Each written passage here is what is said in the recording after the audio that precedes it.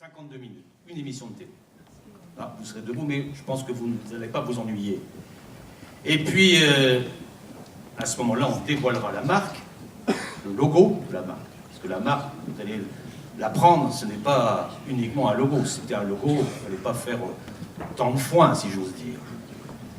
On va, donc, tout ça va être dit au cours de cette émission de télévision en direct. Et puis ensuite, vous serez invité à descendre dans la salle du bas de Liberté. Et vous allez rentrer, ne vous inquiétez pas, il n'y aura pas de drame, parce qu'il y a de la place pour tout le monde, je pense à peu près, dans un cube, où vous allez assister à une création de Yann Kersalé, qui durera 15 minutes à peu près, qui, je pense, vaut le coup. Grande première. Et nous, on chargeait ça à la gueule, hein. Fallait voir ce qu'on mettait sur la galerie, parce que, en fait, on ruinait des années d'études de la région Soufflerie, parce qu'il y avait des ponts qu'on passait pas, hein. C'est comme les poids lourds.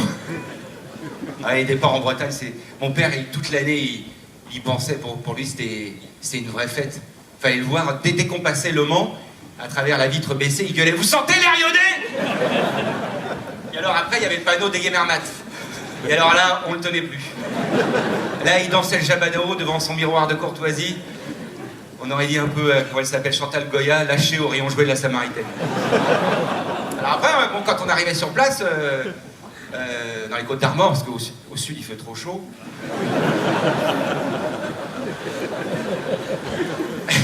ils nous avaient prêté un chant.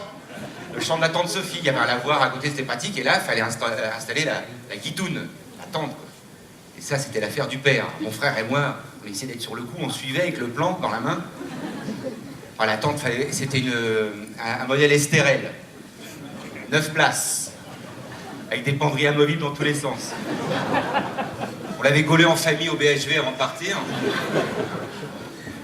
Et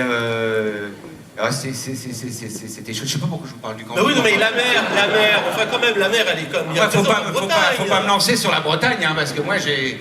Mais la mer... Ah, la mer en Bretagne. Ouais.